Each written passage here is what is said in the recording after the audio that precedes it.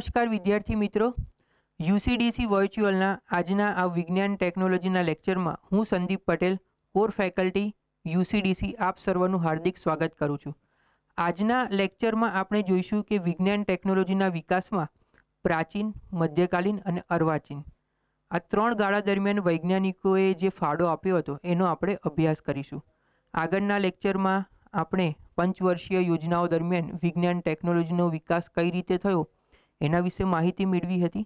તો ચાલો આજના લેક્ચરની શરૂઆત કરીએ. સૌપ્રથમ આપણે પ્રાચીન ભારતથી શરૂઆત કરીએ કે પ્રાચીન ભારતમાં કયા કયા ઋષિ મુનિઓએ વિજ્ઞાન ટેકનોલોજી ક્ષેત્રે અગત્યનો ફાળો આપ્યો હતો. સૌપ્રથમ છે આર્યભટ્ટ.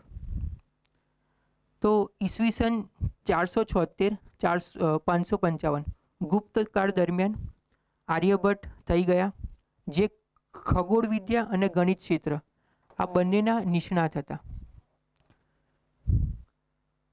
હું તમને પ્રશ્ન પૂછું છું કે આર્યભટ્ટનું ફાળો શું છે પ્રાચીન ભારતમાં? તો તમારા જવાબ મને નીચે કમેન્ટ બોક્સમાં લખીને જણાવજો. આમ તો આપણને ખબર છે કે શૂન્યની ઓળખ છે એ આર્યભટ્ટે કરાવી હતી, પછી પાઈનું મૂલ્ય છે એ આર્યભટ્ટે સમજાવ્યું હતું, અને સાથે સાથે પૃથ્વી એ સૂર્યની આસપાસ જે પરિક્રમણ કરે છે અને પૃથ્વી પોતાની ધરી ઉપર જે ધરીભ્રમણ કરે છે આનો ખ્યાલ આપણને આર્યભટ્ટે આપ્યો હતો.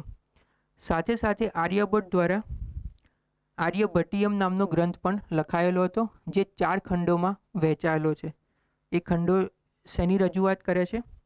જેમાં 2 ખંડો છે એ ગણિતની રજૂઆત કરે છે અને 2 ખંડો છે એ ખગોળશાસ્ત્રની રજૂઆત કરે છે. એટલે આર્યભટ્ટ વિશે આટલા મહત્વના મુદ્દાઓ છે જે તમારે ધ્યાને રાખવાના છે.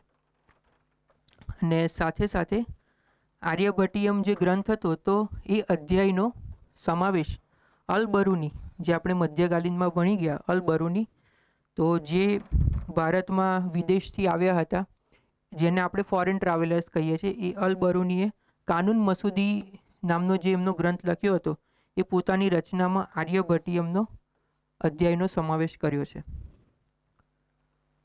નેક્સ્ટ છે વરામિહિર. તો વરામિહિરનું પ્રદાન શું હતું પ્રાચીન ભારતમાં એ પણ આપણે જોઈએ.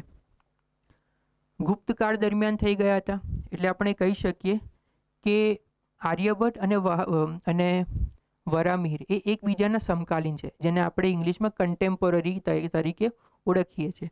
એમનો સમયગાળો છે 505 થી 587, એટલે 6ઠ્ઠી સદી દરમિયાન થયા હતા. અત્યંત બહુમુખી પ્રતિભાશાળી વ્યક્તિત્વ ધરાવતા હતા. તેઓ માળવાના વિક્રમાદિત્યના દરબારમાં નવરત્નોમાં સ્થાન ધરાવતા હતા. એમને પંચ સિદ્ધાંતિકા નામનો ગ્રંથ લખ્યો છે.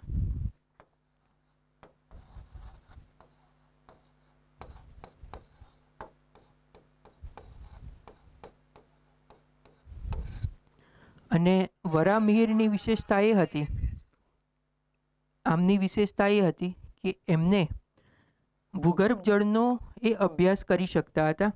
ભૂગર્ભ જળમાં કેટલું પાણી રહેલું છે એનો અભ્યાસ કરી શકતા હતા, અને સાથે સાથે પ્રાણીઓ અને પક્ષીઓના હલનચલન પરથી કોઈ હોનારત આવવાની હોય તો એનો પણ એ આભાસ મેળવી શકતા હતા.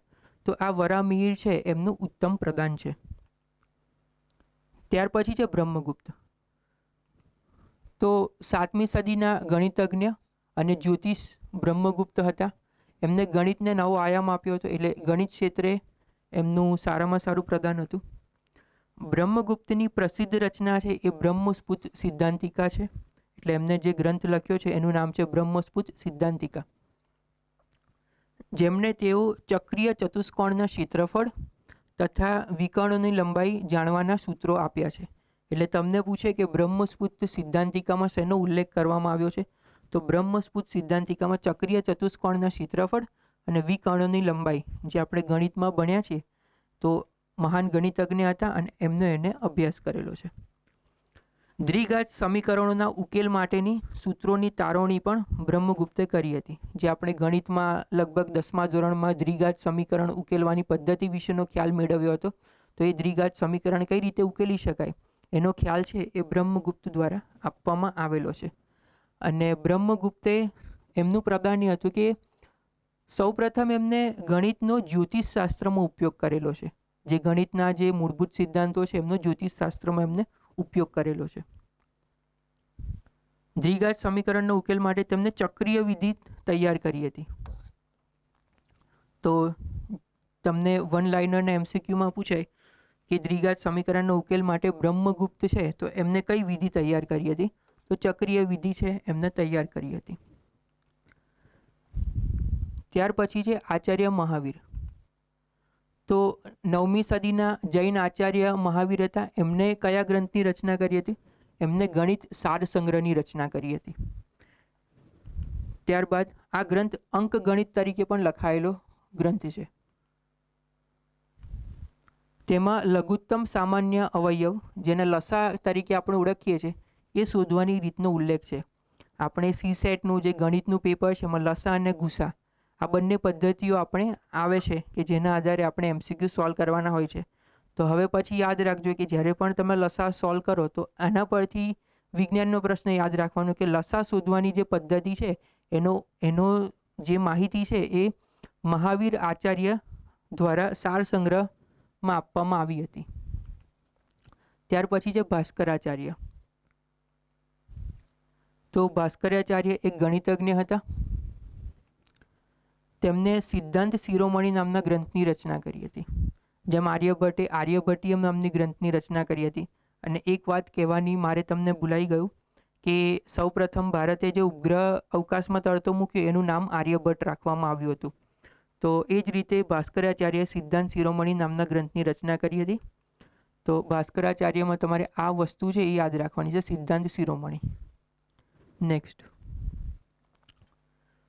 તમને ઇમેજ જોઈને જ ખ્યાલ આવી ગયો હશે કે મહર્ષિ ચરક એટલે જ્યારે તમે આ ઇમેજ તમે જુઓ તો તમને શું યાદ આવશે? ઔષધ વિજ્ઞાન. તો પ્રાચીન ભારતીય ઔષધ વિજ્ઞાનમાં એના પિતા છે તો એને ચરક તરીકે ઓળખવામાં આવે છે અને એ કનિષ્કના દરબારમાં રાજવૈદ્ય હતા. તો આ વસ્તુ તમારે યાદ રાખવાની છે. અને તો એમને આયુર્વેદના વિકાસમાં પોતાનું યોગદાન આપેલું છે. ત્યાર પછી છે મહર્ષિ સુશ્રુત. તો મહર્ષિ સુશ્રુત અને મહર્ષિ ચરક આ બંનેના નામ આપણને એક સાથે યાદ આવવા જોઈએ કે મહર્ષિ ચરક છે એ ઔષધ વિજ્ઞાનના પિતા છે. એ જ રીતે મહર્ષિ સુશ્રુત એ શલ્ય ચિકિત્સાના પિતા છે. અહીંયા લખ્યું છે કે સુશ્રુત વર્લ્ડ્સ ફર્સ્ટ સર્જન, કે જ્યારે વિશ્વને ખબર પણ નથી કે શલ્ય ચિકિત્સા કઈ રીતે કરાય, સર્જરી કઈ રીતે કરાય, એ વખતે મહર્ષિ સુશ્રુતે શલ્ય ચિકિત્સાનો અભ્યાસ કર્યો અને એનો ગ્રંથ પણ લખ્યો છે જેને સુશ્રુત સંહિતા તરીકે ઓળખવામાં આવે છે. અને મહર્ષિ ચરકે જે ગ્રંથ લખ્યો છે એને શું ઓળખવામાં આવે છે? એને કહેવામાં આવે છે કે ચરક સંહિતા. તેમને શલ્ય ચિકિત્સા પર પ્રસિદ્ધ ગ્રંથ સુશ્રુત સંહિતાની રચના કરી છે. ત્યાર પછી છે મહર્ષિ કણાદ. તો મહર્ષિ કણાદ આપણે ઇતિહાસમાં ખ્યાલ છે કે જે ફિલોસોફી ભણ્યા છે એમાં એક છે વૈશેષિકા. તો વૈશેષિકા છે એ મહર્ષિ કણાદ સાથે સંકળાયેલી છે.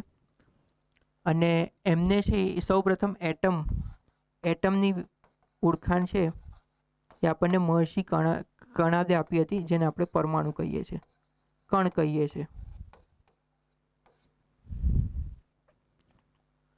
મહર્ષિ કણાદ ઈસવીસન પૂર્વે 6ઠ્ઠી થી 2જી સદી દરમિયાનના ભૌતિક તત્વચિંતક હતા અને એમને એટમની આપણને વાત કરી હતી. નેક્સ્ટ છે મહર્ષિ પતંજલિ. તો મહર્ષિ પતંજલિને આપણે જોઈએ એટલે આપણને બાબા રામદેવનું નામ છે એ સહેજે જ યાદ આવે. તો મહર્ષિ પતંજલિનું શું યોગદાન છે એ જોઈ લઈએ. તો ઈસવીસન પૂર્વે 2જી સદી દરમિયાન મહર્ષિ પતંજલિ છે એમને યોગદાનની સાક્ષી રહી છે અને એમને યોગસૂત્રની રચના કરી છે.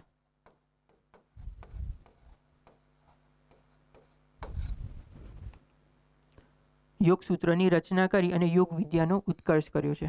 અને એક ફેક્ચ્યુઅલ ડેટા યાદ રાખવાનો છે કે ભારતે યુનાઇટેડ નેશનમાં પ્રસ્તાવ મૂક્યો હતો 2014માં કે 21મી જૂનને વિશ્વ યોગ દિવસ તરીકે મનાવવામાં આવે અને 2015થી 21મી જૂન 2015થી અલગ અલગ થીમ્સ હેઠળ દર વર્ષે વિશ્વ યોગ દિવસ છે એ મનાવવામાં આવે છે.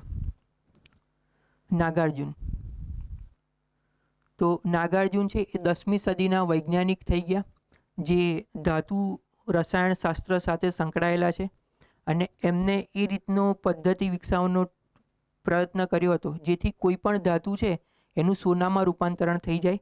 પણ આમાં એમને પૂર્ણ સફળતા ના મળી, પણ એમને એવી સફળતા મળી કે જેથી એ કોઈ પણ ધાતુને ચમકતી ધાતુમાં રૂપાંતરિત કરી શકતા હતા. તેમને ધાતુ કર્મવિધિ ક્ષેત્રે પ્રબળ યોગદાન આપ્યું હતું. રસ રત્નાકર પ્રસિદ્ધ રચના છે. તો તમને ફેક્ચ્યુઅલ ક્વેશ્ચન પૂછાય કે રસ રત્નાકર એ કોની રચના છે, તો નાગાર્જુન છે જે 10મી સદીમાં થઈ ગયા, એમને રસ રત્નાકરની રચના કરી હતી. ત્યાર પછી છે મહર્ષિ પાણિની. મહર્ષિ પાણિનીનો આપણે જ્યારે યાદ કરીએ અથવા તો આ ફોટો જોઈને તમને મહર્ષિ પાણિની જ્યારે યાદ આવે ત્યારે તમને ખ્યાલ આવવો જોઈએ કે એમને અષ્ટાધ્યાયી નામનો ગ્રંથ રચ્યો હતો.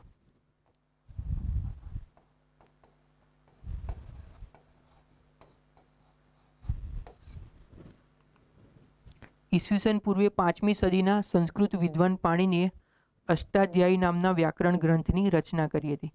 તો તમને ખ્યાલ આવશે કે એ તો વ્યાકરણની રચના હતી, તો એનો વિજ્ઞાન ટેકનોલોજીમાં શું ભાગ છે?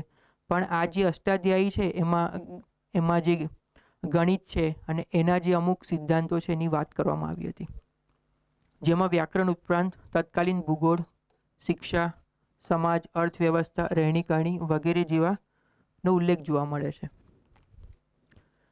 ત્યાર પછી આટલા જે ઋષિમુનિઓ છે કે આર્યભટ્ટ, વરામિહિર, બ્રહ્મગુપ્ત, મહર્ષિ ચરક, મહર્ષિ સુશ્રુત, ત્યાર પછી આચાર્ય મહાવીર અને પાણિની, આટલા 7 ઋષિમુનિઓ તમારે પ્રાચીન ભારતમાં યાદ રાખવાના છે. હવે પછી જે શરૂઆત થાય છે એ છે મધ્યકાલીન ભારત. કારણ કે પ્રાચીન ભારત, મધ્યકાલીન ભારત અને અર્વાચીન ભારત, આમાં વૈજ્ઞાનિકોએ જે ફાળો આપ્યો છે, ઋષિમુનિઓએ જે વિજ્ઞાન ટેકનોલોજી ક્ષેત્રે જે પ્રદાન આપ્યું છે એનો અભ્યાસ આપણે અત્યારે કરી રહ્યા છીએ. તો મધ્યકાલીન ભારત, અહીંયા નોંધવું એ રહ્યું કે પ્રાચીન ભારત અને અર્વાચીન ભારત જેટલો વિજ્ઞાન ટેકનોલોજી ક્ષેત્રે વિકાસ છે એ મધ્યકાલીન ભારતમાં થયો નથી.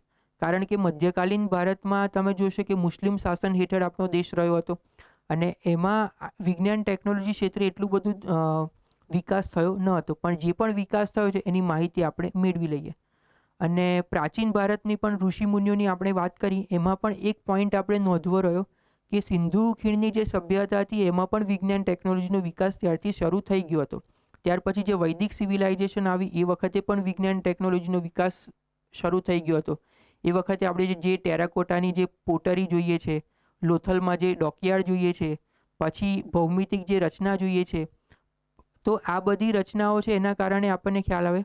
અને બીજી વસ્તુ કે જે પાકી ઈંટોની રચના આપણને સિંધુ ખીણની સભ્યતામાંથી મળી આવી છે. તો આ બધી વસ્તુઓ આપણને દર્શાવે છે કે વિજ્ઞાન ટેકનોલોજીનો વિકાસ એ સિંધુ ખીણની સભ્યતાથી આપણે જોઈ શકીએ છીએ. તો મધ્યકાલીન ભારતમાં વિજ્ઞાન ટેકનોલોજીનો વિકાસ શું થયો જોઈ લઈએ. પ્રાથમિક શિક્ષણ હેતુ મક્તબ તથા ધાર્મિક અને ઉચ્ચ શિક્ષણ હેતુસર મદ્રેસાની સ્થાપના થઈ હતી. કારણ કે દિલ્હી સુલતાનત અને મુઘલ સલ્તનત આ બંને ભારત ઉપર મધ્યકાલીન યુગમાં મોટાભાગે શાસન કર્યું હતું. એટલા માટે આપણે અહીંયા જોઈએ કે મક્તબ અને ઉચ્ચ શિક્ષણ અને ધાર્મિક શિક્ષણ હેતુ મદ્રેસાની સ્થાપના થઈ હતી. શ્રીધર દ્વારા ગણિત સારની સ્થાપના કરવામાં આવી હતી. શ્રીધર નામના જે વૈજ્ઞાનિક હતા તો એમને ગણિત સારની સ્થાપના કરી હતી, જેમાં સંખ્યાઓના ગુણાકાર, ભાગાકાર, ઘન, વર્ગ, ઘનમૂળ, વર્ગમૂળ જેવી બાબતોનો સમાવેશ થાય છે. એટલે ગણિત સારની રચના કોને કરી હતી? તો શ્રીધરે કરી હતી. દેવજ્ઞ નામના ગણિતજ્ઞે બુદ્ધિ વિલાસિની નામની ટીકા લખી છે. દેવજ્ઞ બુદ્ધિ વિલાસની. લીલાવતીનો જે ફારસી ભાષામાં અનુવાદ છે એ અબુલ ફેજી દ્વારા કરવામાં આવ્યો છે. ભાસ્કરાચાર્ય જે ઋષિમુનિની વાત કરી હતી એમને લીલાવતી ગ્રંથ લખ્યો હતો. અને આ લીલાવતી ગ્રંથમાં આપણે જે વિમાન બનાવવાની જે પદ્ધતિ છે, વિમાન બનાવવાની જે ટેકનોલોજી છે એ લીલાવતી ગ્રંથમાં નોંધેલી છે. તો લીલાવતીનો જે ફારસી અનુવાદ છે એ અબુલ ફેજી દ્વારા કરવામાં આવ્યો હતો.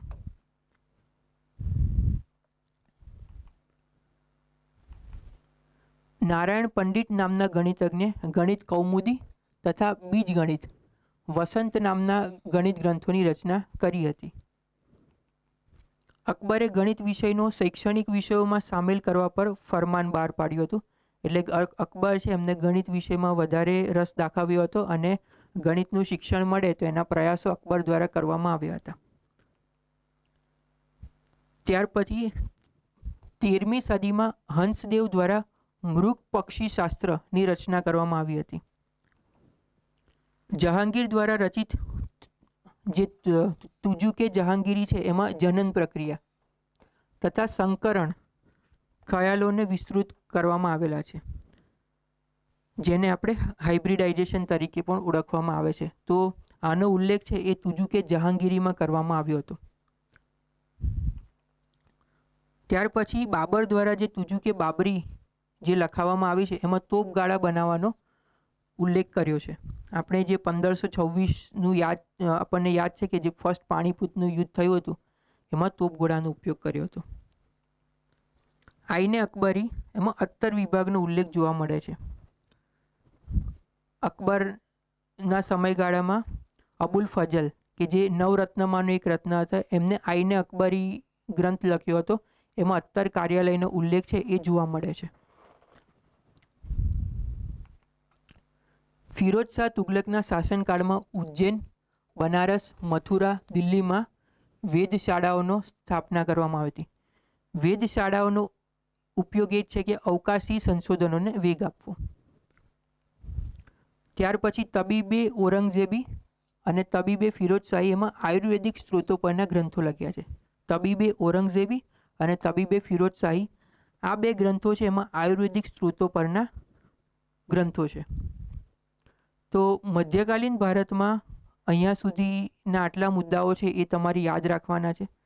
અને સાથે સાથે ગુલાબનું અત્તર બનાવવાની પણ પ્રક્રિયા છે તે જે એનો પણ ઉલ્લેખ મધ્યકાલીન ભારતમાં જોવા મળે છે.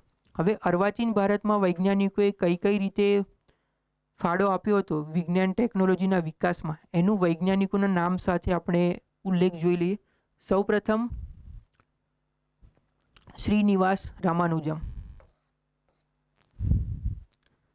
તો શ્રીનિવાસ રામાનુજમનું નામ જ્યારે તમને યાદ આવે ત્યારે તમને શું ખ્યાલ આવે કે એ ગણિત વિષય સાથે સંકળાયેલા હતા અને એમની યાદમાં 22મી ડિસેમ્બરના રોજ નેશનલ મેથેમેટિક્સ ડે રાષ્ટ્રીય ગણિત દિવસ છે એ 22મી ડિસેમ્બરના રોજ ઉજવવામાં આવે છે. તો આ ફેક્ચ્યુઅલ ડેટા તમારે યાદ રાખવાનો છે કે 22 ડિસેમ્બર નેશનલ મેથેમેટિક્સ ડે.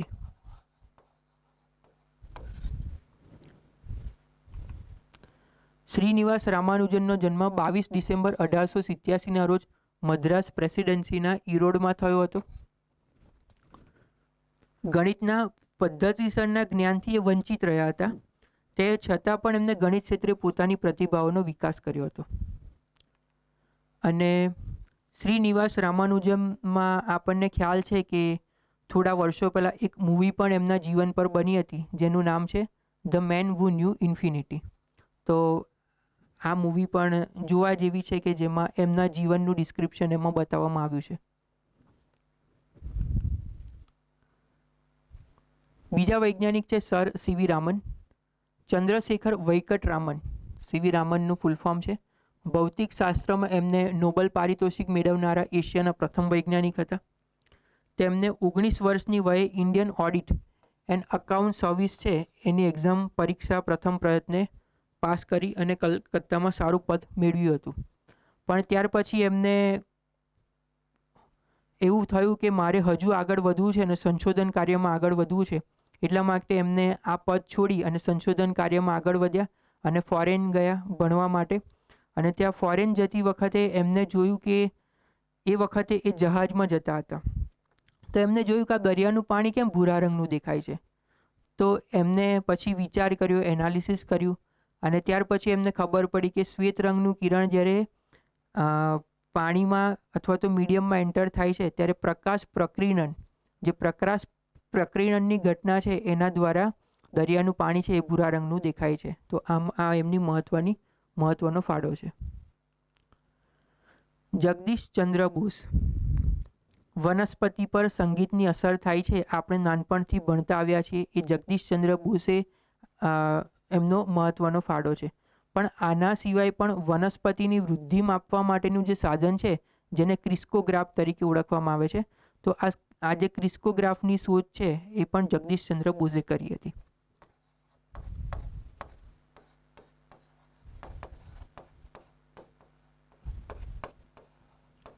અને ક્રિસ્કોગ્રાફનું મેઇન વસ્તુ કે મેઇન ઉપયોગ છે વનસ્પતિની વૃદ્ધિ માપવી.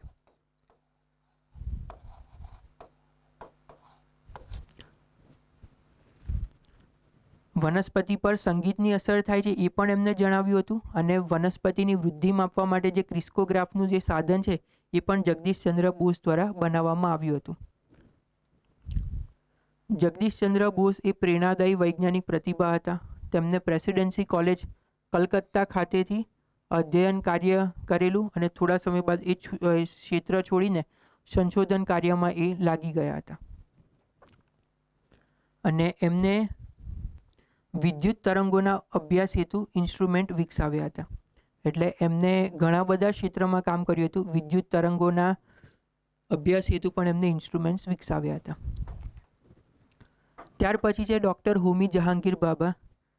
ભારતમાં જે પરમાણુ વિજ્ઞાનનો વિકાસ થયો, તો પરમાણુ વિજ્ઞાનના જનક ભારતમાં ડૉક્ટર હોમી જહાંગીર ભાભાને ઓળખવામાં આવે છે. તો તેમને ભારતીય પરમાણુ વિજ્ઞાનના જનક ગણવામાં આવે છે. અને એમના જ પ્રયત્નોથી 1954માં ડિપાર્ટમેન્ટ ઓફ એટોમિક એનર્જીની રચના કરવામાં આવી હતી. અને ભારતમાં જે પરમાણુ વિજ્ઞાનનો જે વિકાસ થયો, ભારતનું જે પ્રથમ પરમાણુ રિએક્ટર બનાવવામાં આવ્યું અપ્સરા, એમાં પણ ડૉક્ટર હોમી જહાંગીર ભાભા છે એમનો અગત્યનો ફાળો રહેલો છે. ત્યાર પછી છે ડૉક્ટર વિક્રમ સારાભાઈ. તો આપણને ખ્યાલ છે કે વિક્રમ સારાભાઈ એમને ઈસરોની સ્થાપનામાં અવકાશ વિજ્ઞાનના ક્ષેત્રમાં મહત્ત્વનો ફાળો આપેલો છે.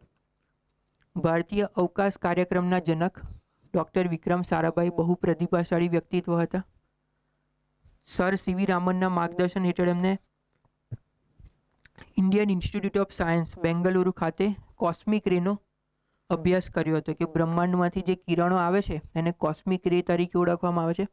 એમાં સંશોધન કાર્યમાં એમને એમનો ફાળો આપ્યો હતો. અમદાવાદ ખાતે જે ફિઝિકલ રિસર્ચ લેબોરેટરી આવેલી છે PRL, એની સ્થાપના પણ એમને મહત્ત્વનો ફાળો આપ્યો હતો. ત્યાર પછી અમદાવાદમાં જે સેપ્ટ યુનિવર્સિટી આવેલી છે એ સેપ્ટ યુનિવર્સિટીના સંસ્થાપક તરીકે પણ એમને સારામાં સારું એમનું યોગદાન આપેલું છે. અને આના સિવાય 1969ની સાલમાં જે ઈસરોની સ્થાપના થઈ, ઇન્ડિયન સ્પેસ રિસર્ચ ઓર્ગેનાઇઝેશન, એમાં પણ એમને અગત્યનો ફાળો આપેલો છે. અને ભારતના અવકાશીય ક્ષેત્રને જે મહત્વાકાંક્ષી બનાવ્યું એ ડૉક્ટર વિક્રમ સારાભાઈનું વિઝન હતું. તો આવી રીતે એમને મહત્ત્વનો જે ફાળો છે અવકાશ વિજ્ઞાન ક્ષેત્રે આપેલો હતો. Doctor APJ Abdul Kalam. મને કમેન્ટ બોક્સમાં તમે જણાવજો કે ડૉક્ટર APJ અબ્દુલ કલામ સાહેબનું ફૂલ ફોર્મ શું હતું. કારણ કે ઘણીવાર it's not a MCQ type question, it's a general knowledge question. ઘણીવાર કોઈક રીતે આપણે ક્વિઝમાં કે એમાં એક્સ્ટ્રા કરિક્યુલર એક્ટિવિટીમાં પૂછાઈ જાય છે. તો કમેન્ટ બોક્સમાં જણાવજો કે APJનું ફૂલ ફોર્મ શું થાય છે. તો APJ અબ્દુલ કલામ સાહેબને પીપલ્સ પ્રેસિડેન્ટ કે મિસાઇલ મેન ઓફ ઇન્ડિયા તરીકે ઓળખવામાં આવે છે. એ એવા બહુ પ્રતિભાશાળી વ્યક્તિ છે કે જેમને ઇન્ડિયન સ્પેસ રિસર્ચ ઓર્ગેનાઇઝેશનમાં પણ કામ કર્યું છે. એમને defence research and development organisation DRDOમાં પણ કાર્ય કર્યું છે. અને ભારતની જે રાજનૈતિક ક્ષેત્ર છે એમાં પણ પ્રેસિડેન્ટ તરીકે, રાષ્ટ્રપતિ તરીકે પોતાની અમૂલ્ય સેવા આપી છે.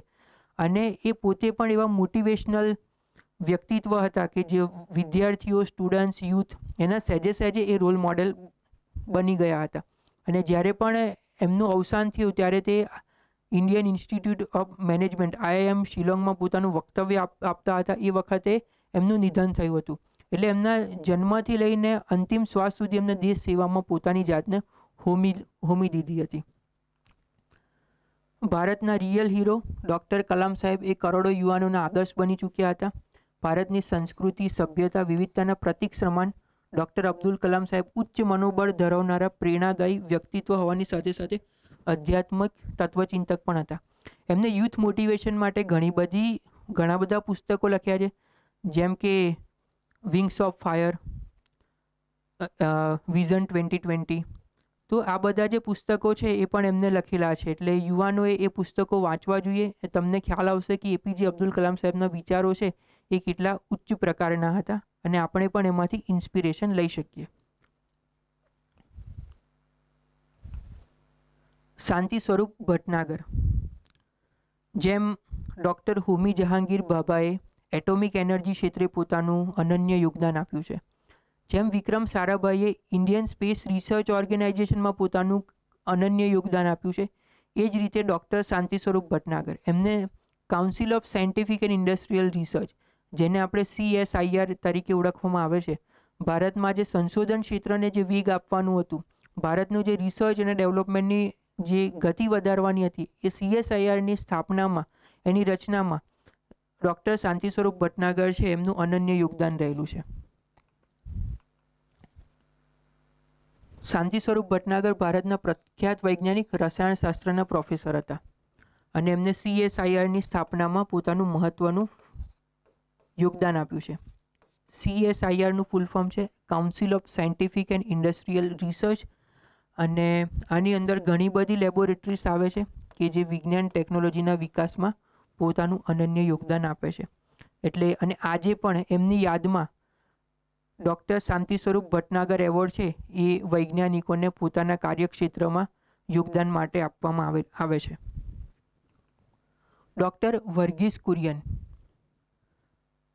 જેને તો વર્ગીસ કુરિયન સાહેબને આપણે જ્યારે યાદ કરીએ ત્યારે બે વસ્તુ આપણા મગજમાં જરૂરથી આવે અને આવવી જ જોઈએ. એક છે ઓપરેશન ફ્લડ અને બીજું છે વ્હાઇટ રિવોલ્યુશન. એમને પોતાના જીવન દરમિયાન આ એક મિશન છે જે એમને પાર પાડ્યું હતું, ઓપરેશન ફ્લડ અને વ્હાઇટ રિવોલ્યુશન, મિલ્ક રિવોલ્યુશન. અને એમને NDDBની રચનામાં પણ મહત્વનો ભાગ આપ્યો હતો, નેશનલ ડેરી ડેવલપમેન્ટ બોર્ડ અને Amul, Anand milk union limited, operation flood, white revolution, અને આ સાથે સાથે ઇરમા, જે આણંદ ખાતે આવેલી છે, ઇન્સ્ટિટ્યૂટ ઓફ રૂરલ મેનેજમેન્ટ. આની સ્થાપનામાં વર્ગીસ કુરિયન સાહેબનો છે મહત્વનો ભાગ રહેલો છે કે અર્બન ડેવલપમેન્ટ માટે તો બધા કાર્ય કરે છે, પણ રૂરલ ડેવલપમેન્ટ માટે જો એમાં તમે કાર્ય કરશો તો ભારતનો ખરો વિકાસ રહેલો છે. એના માટે વર્ગીસ કુરિયન સાહેબે કામ કર્યું છે.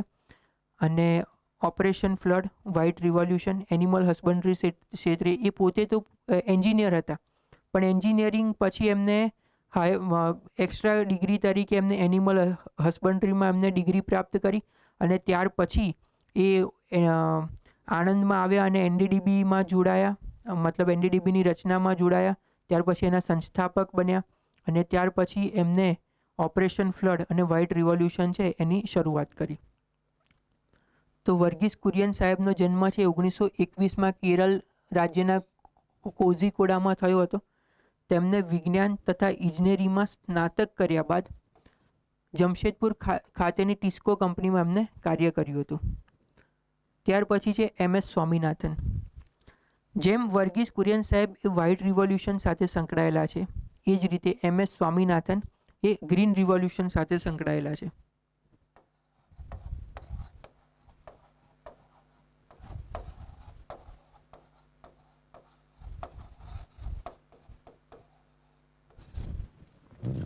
MCQમાં જોડકા જોડોમાં રિવોલ્યુશનના પ્રશ્નો પૂછાય છે, જેમ કે ગ્રીન રિવોલ્યુશન તો હરિત ક્રાંતિ, વ્હાઇટ રિવોલ્યુશન શ્વેત ક્રાંતિ, ત્યાર પછી એવરગ્રીન રિવોલ્યુશન, ત્યાર પછી red revolution, pink revolution, yellow revolution, blue revolution. આ અલગ અલગ પ્રકારના રિવોલ્યુશન છે એ તમારે યાદ રાખવાના છે. તો નીચે કમેન્ટ બોક્સમાં મને જણાવજો કે પિંક રિવોલ્યુશન શેની સાથે સંકળાયેલ છે, રેડ રિવોલ્યુશન શેની સાથે સંકળાયેલ છે, યલો રિવોલ્યુશન શેની સાથે સંકળાયેલ છે, બ્લુ રિવોલ્યુશન શેની સાથે સંકળાયેલ છે.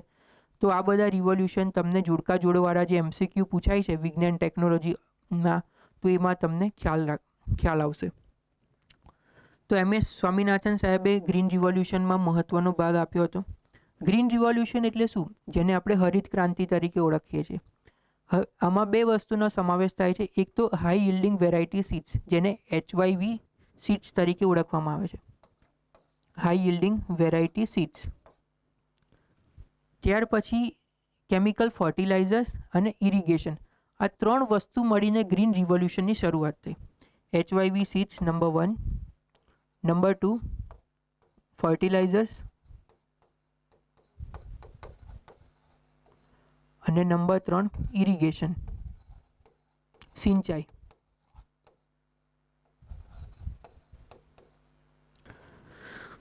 આ ત્રણ વસ્તુ મળી અને ગ્રીન રિવોલ્યુશનની શરૂઆત થાય છે.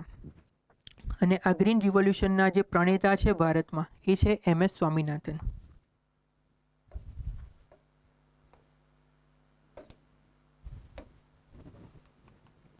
ભારતના હરિત ક્રાંતિના પિતા એવા MS સ્વામીનાથનનો જન્મ 7 ઓગસ્ટ 1925ના રોજ મદ્રાસ પ્રેસિડેન્સીમાં થયો હતો. તેઓ ભારતના જનીન વિશેષજ્ઞ હતા, જેને આપણે જીન એક્સપર્ટ તરીકે ઓળખવામાં આવે છે.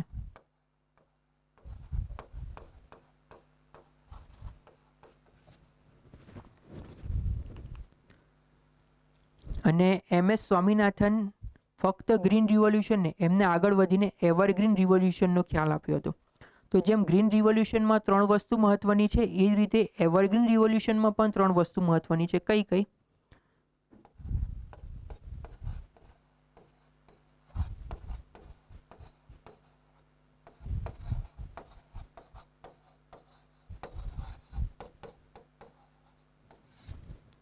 નંબર 1 તો જેને ટકાઉ વિકાસ તરીકે ઓળખવામાં આવે છે.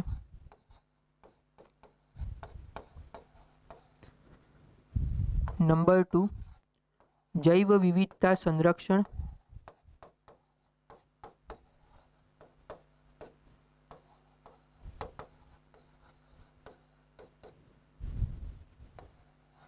અને નંબર 3 છે ક્રોપ, જેને આપણે પાક સંરક્ષણ તરીકે ઓળખવામાં આવે છે. એટલે ટકાઉ વિકાસ, પાક સંરક્ષણ અને જૈવ વિવિધતા સંરક્ષણ, આ 3 જે પરિબળો છે એ એવરગ્રીન રિવોલ્યુશનના 3 કમ્પોનેન્ટ્સ છે. અને ગ્રીન રિવોલ્યુશન હરિત ક્રાંતિના 3 કમ્પોનેન્ટ્સ કયા કયા છે? Fertiliser, high yielding variety seeds and irrigation. Next છે ડૉક્ટર મહેન્દ્રલાલ સરકાર. તો તેઓ પ્રખ્યાત તબીબ હતા અને તેમને પોતાની પ્રેક્ટિસ એલોપેથી ક્ષેત્રે શરૂ કરી હતી અને આગળ જતા હોમિયોપેથી ક્ષેત્રે નોંધનીય પદાર્પણ કર્યું હતું. આટલી વસ્તુ તમારે ડૉક્ટર મહેન્દ્રલાલ સરકારમાં યાદ રાખવાની છે. ત્યાર પછી છે સર પ્રફુલ્લચંદ્ર રે. સર પ્રફુલ્લચંદ્ર રે ભારતના ખ્યાતિ પ્રાપ્ત રસાયણશાસ્ત્રી હતા. તેઓ ગિલક્રિસ્ટ શિષ્યવૃત્તિ મેળવીને લંડનમાં ઉચ્ચ અભ્યાસથી ગયા હતા અને લંડનમાં ઇન્ડિયન એજ્યુકેશનલ સર્વિસ છે એમાં એ જોડાયા હતા. ત્યાર પછી છે સુબ્રમણ્યમ ચંદ્રશેખર. તો એમનો જન્મ છે એ લાહોર ખાતે થયો હતો. એમને પ્રાથમિક શિક્ષણ મદ્રાસમાં પ્રાપ્ત કર્યું હતું.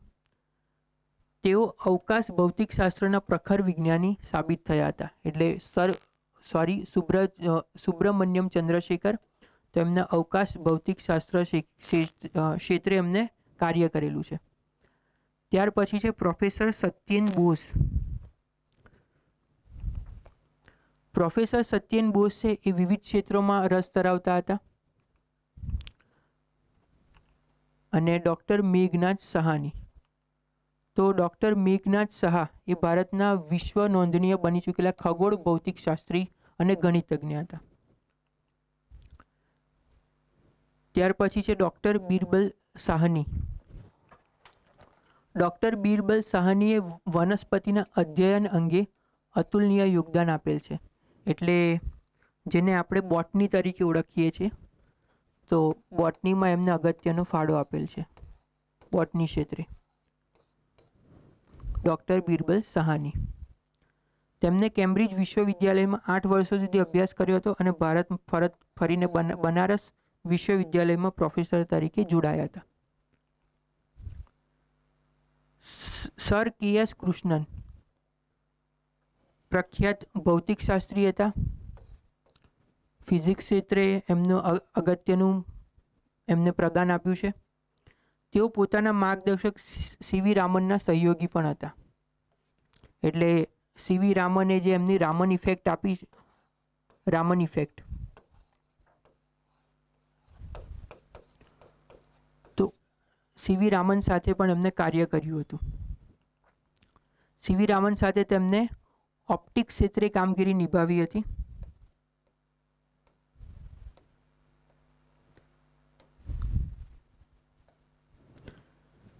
તથા રામન અસરના સંશોધનમાં પણ એમને સહયોગી તરીકે કાર્ય કર્યું હતું. ત્યાર પછી છે પ્રશાંતચંદ્ર મહાલાનોબિસ. આ છે વૈજ્ઞાનિક, એ તમારે વ્યવસ્થિત રીતે યાદ રાખવાના છે. જેમ ગ્રીન રિવોલ્યુશનમાં MS સ્વામિનાથન સાહેબ, વ્હાઇટ રિવોલ્યુશનમાં વર્ગીસ કુરિયન સાહેબ, એ જ રીતે સ્ટેટિસ્ટિક્સમાં પ્રશાંતચંદ્ર મહાલાનોબિસ, જેમને ફાધર ઓફ ઇન્ડિયન સ્ટેટિસ્ટિક્સ તરીકે ઓળખવામાં આવે છે. તો એમને આંકડાશાસ્ત્રમાં પોતાનું મહત્વનું યોગદાન આપેલું છે. એટલે જ્યારે પણ પ્રશાંતચંદ્ર મહાલાનોબિસનું નામ તમને યાદ આવે એ વખતે એમને આંકડાશાસ્ત્રનું એમનું પ્રદાન મહત્વનું છે. આ સાથે જે 5 યર પ્લાન આવ્યા હતા, પંચવર્ષીય યોજના, એમાં નહેરુ સરકાર દરમિયાન જે સેકન્ડ 5 યર પ્લાન તૈયાર કરવામાં આવ્યો હતો, જેમાં ઇન્ડસ્ટ્રીયલ ડેવલપમેન્ટને હેવી વેટ આપવામાં આવ્યું હતું, એનું જે ટોટલી રચના છે એ સેકન્ડ 5 યર પ્લાન, એમાં પ્રશાંતચંદ્ર મહાલાનોબિસનું નામ છે એ અગત્યનું છે.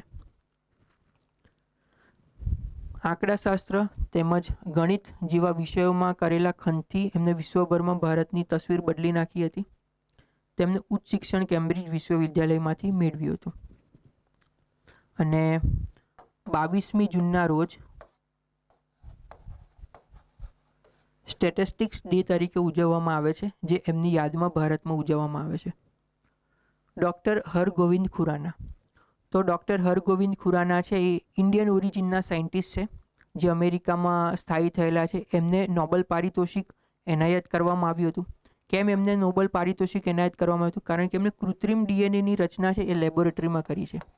એમના 2 સહયોગી મિત્ર સાથે કૃત્રિમ ડીએનએની જે શોધ છે અથવા રચના છે એ એમને લેબોરેટરીમાં કરી હતી, અને આના માટે એમને નોબેલ પારિતોષિક એનાયત કરવામાં આવ્યો હતો. હરગોવિંદ ખુરાના ભારતીય મૂળના પ્રસિદ્ધ વૈજ્ઞાનિક હતા. આનુવંશિકતાના સંકેતોની સફળ, સાર્થક, અનુરચનાત્મક નમૂનો કૃત્રિમ ડીએનએ રજૂ કર્યો હતો એમને. એટલા માટે ડૉક્ટર હરગોવિંદ ખુરાનાને છે એમને નોબેલ પારિતોષિક એનાયત કરવામાં આવ્યો હતો. એમને કયા વર્ષમાં? તો 1968ની સાલ છે એમાં એમને નોબેલ પારિતોષિક એનાયત કરવામાં આવ્યો હતો. રાજા રમન્ના.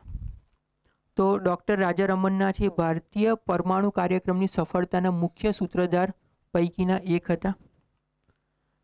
PhD મેળવ્યા બાદ એમને Indian institute of fundamental research, તો ટાટા સાથે એ જોડાયેલા હતા, જેને આપણે TIFR તરીકે ઓળખવામાં આવે છે, Tata institute of fundamental research. અને રાજા રમન્ના છે એમને ન્યુક્લિયર ફિશન,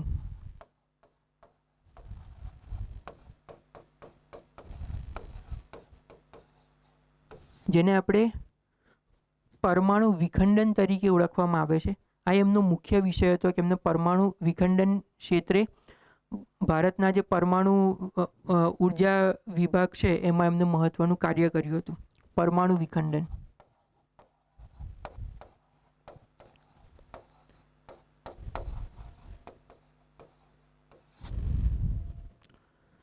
તો અહીંયા ભારતના જે પ્રસિદ્ધ વૈજ્ઞાનિકો છે, જેમાં આપણે અર્વાચીન, મધ્યકાલીન અને પ્રાચીન, આ 3 સમયગાળા દરમિયાન જે ઋષિમુન્ય વૈજ્ઞાનિકોએ જે ફાળો આપ્યો હતો એનો અભ્યાસ આપણે કર્યો. તો આટલા જે માહિતી છે, આજનો લેક્ચર છે એ ફેક્ચ્યુઅલ લેક્ચર હતો, કે આ બધી ફેક્ચ્યુઅલ માહિતી છે એ તમારે યાદ રાખવાની છે. જે વૈજ્ઞાનિકોને ઋષિમુનિઓ અગત્યના હતા એમાં એમનું ઇમ્પોર્ટન્ટ ડિસ્ક્રિપ્શન આપવામાં આવ્યું છે. જેમાં જે ઇમ્પોર્ટન્ટ નથી, જસ્ટ ખાલી તમારે ધ્યાન રાખવાનું છે કે આ વૈજ્ઞાનિક આ ક્ષેત્ર સાથે સંકળાયેલા હતા, ત્યાં ખાલી એ ક્ષેત્ર વિશેની ઉપર છેલ્લી માહિતી તમને આપવામાં આવેલી છે. તો અહીંયા વિજ્ઞાન ટેકનોલોજીનો આપણે જે ફર્સ્ટ પોઈન્ટ છે, જે આપણે સિલેબસ જે તે સમયે ફર્સ્ટ લેક્ચરમાં ડિસ્કસ કર્યો, એ વખતે આપણે ફર્સ્ટ પોઈન્ટમાં હતું કે વિજ્ઞાન ટેકનોલોજીનું સેવા ક્ષેત્ર મહત્ત્વ, ત્યાર પછી વિજ્ઞાન ટેકનોલોજી સાથે સંકળાયેલી સંસ્થાઓ, પંચવર્ષીય યોજના દરમિયાન વિજ્ઞાન ટેકનોલોજીનો વિકાસ, રાષ્ટ્ર વિજ્ઞાન નીતિ, ભારતીય પ્રસિદ્ધ વૈજ્ઞાનિકોનું ભારતમાં વિજ્ઞાન ટેકનોલોજીમાં પ્રદાન. તો આ બધા જે ઇન્ટ્રોડક્ટરી પોઈન્ટ્સ હતા જે ફર્સ્ટ પોઈન્ટમાં સમાવેશ થાય છે. તો સિલેબસનો first point GPSC 1-2, DYSO, STI અને આરએફઓ, આનો ફર્સ્ટ પોઈન્ટ સિલેબસ પ્રમાણે અહીંયા આજે કમ્પ્લીટ થાય છે. આમાં કોઈ જગ્યાએ તમને કોઈ ડાઉટ હોય તો નીચે તમે કમેન્ટ સેક્શનમાં તમે પૂછી શકો છો. નેક્સ્ટ ટાઈમથી આપણે ઇન્ફોર્મેશન અને કમ્યુનિકેશન ટેકનોલોજીનું જે સેકન્ડ ચેપ્ટર છે તમારા સિલેબસમાં, એની આપણે શરૂઆત કરીશું. ખૂબ ખૂબ આભાર. Thank you.